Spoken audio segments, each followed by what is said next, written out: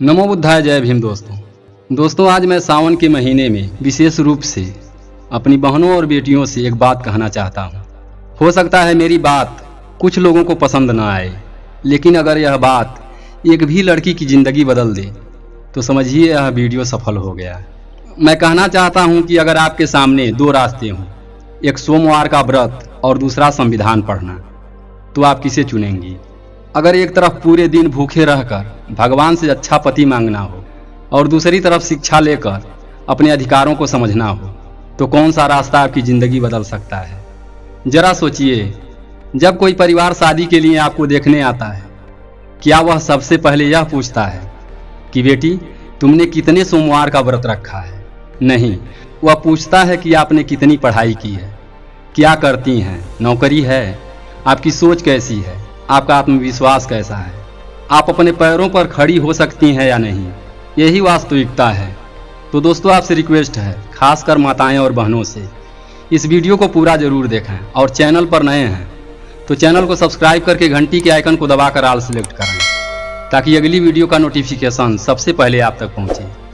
और हाँ, वीडियो पसंद आए तो कमेंट में अपने ज़िले का नाम जरूर लिखें, ताकि हमें भी पता चले कि आप हमारी यह वीडियो कहाँ से देख रहे हैं। दोस्तों अगर सोमवार का व्रत ही अच्छे पति की गारंटी होता तो इस देश में कभी किसी महिला के साथ दहेज हत्या नहीं होती, घरेलू हिंसा नहीं होती, तलाक नहीं होते, मानसिक प्रताड़ना नहीं होती। लेकिन हम देखते हैं कि धार्मिक व्रत रखने वाली महिलाओं के साथ भी ऐसी घटनाएं होती हैं। इसका अर्थ यह नहीं कि हर व्रत रखने वाली महिला का जीवन ऐसा होगा, बल्कि इतना कि किसी व्रत को अच्छे जीवन की निश्चित गारंटी नहीं माना जा सकता। अच्छा जीवन किससे बनता है? शिक्षा से, आर्थिक आत्मनिर्भरता से, सही निर्णय लेने की क्षमता से और अपने अधिकारों की समझ से। बहनों, यदि आप पढ़ी लिखी होंगी तो गलत रिश्ते को ना कह सकेंगी। अगर आप आर्थिक रूप से मजबूत होंगी तो अत्याचार सहकर चुप रहने की मजबूरी कम होगी। अगर आपको संविधान की जानकारी होगी तो कोई आपके अधिकार आसानी से नहीं छीन पाएगा। लेकिन अगर आपको केवल व्रत रखना सिखाया गया और अधिकार नहीं सिखाए गए तो समाज आपको कमज़ोर बनाए रखना चाहता है। जरा सोचिए, सदियों तक महिलाओं से कहा गया कि पति ही परमेश्वर है, उसकी हर बात मानो, उसके लिए व्रत रखो, उसके लिए भूखे रहो। लेकिन कितनों ने यह कहा कि बेटी पढ़ लिख कर अपने पैरों पर खड़ी हो जाओ। यही सबसे बड़ा प्रश्न है। दोस्तों मैं किसी की आस्था का अपमान नहीं कर रहा। हर व्यक्ति को अपनी धार्मिक मान्यता रखने का अधिकार है, लेकिन जब आस्था और शिक्षा में चुनाव करना पड़े तो शिक्षा को प्राथमिकता देना कहीं अधिक उपयोगी और सशक्त बनने वाला रास्ता है। आज भी कितनी लड़कियां सोमवार का व्रत रखती हैं कि उन्हें अच्छा पति मिले, लेकिन क्या उन्होंने यह भी सोचा कि अच्छा पति चुनने के लिए खुद का शिक्षित होना कितना जरूरी है? अगर आप शिक्षित हैं तो आप व्यक्ति के व्यवहार, सोच, सम्मान और जिम्मेदारी को समझ सकती हैं। और अगर आप शिक्षित नहीं हैं तो कई बार केवल परंपरा के नाम पर ऐसे फैसले स्वीकार करने पड़ जाते हैं जो पूरी जिंदगी प्रभावित कर देते हैं। इसलिए मैं कहना चाहता हूं कि भगवान से अच्छा पति मांगने से पहले खुद को इतना योग्य बनाइए कि अच्छा जीवन साथी आपको सम्मान के साथ स्वीकार करे और आप भी सही निर्णय ले सकें। याद रखिए, सम्मान भीख में नहीं मिलता, योग्यता से मिलती है। डिग्री केवल कागज का टुकड़ा नहीं होती, वह आत्मविश्वास देती है। ज्ञान केवल नौकरी नहीं देता, वह सोचने की शक्ति देता है। संविधान केवल कानून की एक किताब नहीं है, यह भारत के हर नागरिक की गरिमा, समानता और स्वतंत्रता का सबसे बड़ा दस्तावेज है। यह हमें बताता है कि इस देश में किसी भी व्यक्ति की पहचान उसकी जाति, धर्म या लिंग से नहीं, बल्कि उसके एक समान नागरिक होने से होती है। संविधान यह स्पष्ट करता है कि हर महिला और हर पुरुष कानून की नज़र में बराबर हैं। किसी को भी केवल इसलिए छोटा या बड़ा नहीं माना जा सकता क्योंकि वह महिला है या पुरुष। अगर हर लड़की संविधान को पढ़ेगी और उसे समझेगी तो उसे पता चलेगा कि शिक्षा उसका अधिकार है, सम्मान के साथ जीना उसका अधिकार है, अपनी इच्छा से जीवन के निर्णय लेना उसका अधिकार है और किसी भी प्रकार के भेदभाव के खिलाफ आवाज उठाना भी उसका अधिकार है। जब अधिकारों की जानकारी होती है तब व्यक्ति डर के बजाय आत्मविश्वास के साथ जीता है। ज्ञान इंसान को केवल पढ़ा लिखा नहीं बनाता, बल्कि उसे अपने अस्तित्व का मूल्य समझाता है। यही कारण है कि संविधान पढ़ना केवल परीक्षा पास करने के लिए नहीं बल्कि जीवन को समझने के लिए जरूरी है। क्योंकि जो अपने अधिकारों को जानता है वही अपने कर्तव्यों को भी बेहतर ढंग से निभा सकता है। जो अपने सम्मान का अर्थ समझता है वही दूसरे के सम्मान की भी रक्षा करता है। जब कोई लड़की शिक्षित होती है और अपने संवैधानिक अधिकारों को समझती है तब समाज की बनाई हुई कई गलत धारणाएं अपने आप टूटने लगती हैं। फिर कोई आसानी से यह नहीं कह सकता कि तुम लड़की हो इसलिए तुम्हारा काम केवल व्रत रखना है, चुप रहना है या हर बात बिना सवाल किए स्वीकार कर लेना है। शिक्षित मन प्रश्न पूछता है, तर्क करता है और सही गलत में अंतर करना सिखाता है। यही सोच एक आत्मसम्मान से भरे समाज की नींव रखती है।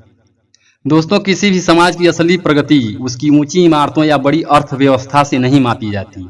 उसकी असली पहचान इस बात से होती है कि वहाँ की बेटियां कितनी शिक्षित, सुरक्षित, आत्मनिर्भर और सम्मानित हैं।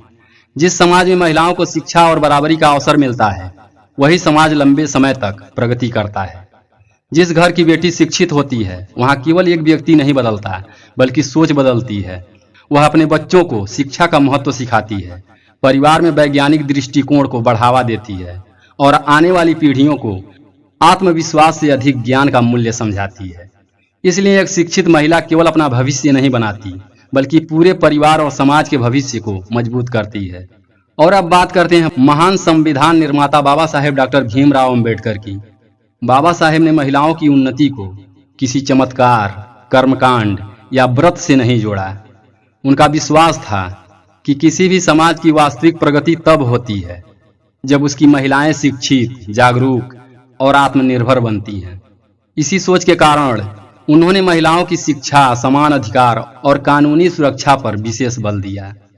बाबा साहेब का प्रसिद्ध संदेश था, शिक्षित बनो, संगठित रहो और संघर्ष करो। यह केवल एक नारा नहीं बल्कि जीवन का मार्ग है। उनका पहला शब्द ही शिक्षित बनो है, क्योंकि बाबा साहेब जानते थे कि शिक्षा के बिना व्यक्ति अपने अधिकारों को न तो समझ सकता है और न ही उनकी रक्षा कर सकता है। जो आत्मविश्वास देती है, विवेक पैदा करती है और इंसान को अपने पैरों पर खड़ा होने की ताकत देती है। यही वह रास्ता है जो व्यक्ति को सम्मानपूर्ण और स्वतंत्र जीवन जीने की ओर ले जाता है। दोस्तों, अगर बाबा साहेब चाहते तो वे भी लोगों से केवल धार्मिक कर्मकांडों की बात करते, लेकिन उन्होंने शिक्षा को चुना, संविधान को चुना और सामाजिक न्याय का रास्ता चुना। आज अगर बेटियां स्कूल जा रही हैं, कॉलेज जा रही हैं, नौकरी कर रही हैं और अपने अधिकारों की बात कर पा रही हैं तो इसमें संविधान और सामाजिक सुधार आंदोलन की बहुत बड़ी भूमिका है। इसलिए मेरी सभी बहनों और बेटियों से विनती है, अगर आप सोमवार का व्रत रखना चाहती हैं, यह आपका व्यक्तिगत निर्णय है और आपको इसका पूरा अधिकार है, लेकिन इसके साथ साथ शिक्षा, आत्मनिर्भरता और संविधान की समझ को कभी पीछे मत छोड़िए। क्योंकि भविष्य का निर्माण केवल आस्था से नहीं बल्कि ज्ञान और अधिकारों की समझ से भी होता है। याद रखिए, जब शादी के लिए कोई आपको देखने आएगा तो वह यह नहीं पूछेगा कि आपने कितने सोमवार का व्रत रखा है। वह यह जानना चाहेगा कि आपकी शिक्षा क्या है, आपकी सोच क्या है और आप जीवन की जिम्मेदारियों को कैसे निभाएंगे। इसलिए सोमवार के व्रत से पहले शिक्षा को अपनाइए, कर्मकांड से पहले संविधान को समझिए। दूसरों के भरोसे भविष्य मांगने से बेहतर है कि अपने ज्ञान और मेहनत से अपना भविष्य खुद बनाइए। यही बाबा साहेब का संदेश था और यही एक मजबूत, आत्मसम्मानपूर्ण समाज की नींव है। तो दोस्तों, आशा करता हूं कि यह जानकारी आपको अच्छी लगी होगी। तो वीडियो को लाइक और चैनल को सब्सक्राइब करके कमेंट में जय भीम लिखकर इस वीडियो को अपने दोस्तों के साथ ज़्यादा से ज़्यादा शेयर करें। फिर मिलते हैं अगली वीडियो में। तब तक के लिए अपना ख्याल रखें, हमेशा खुश रहें। जय भीम, जय संविधान।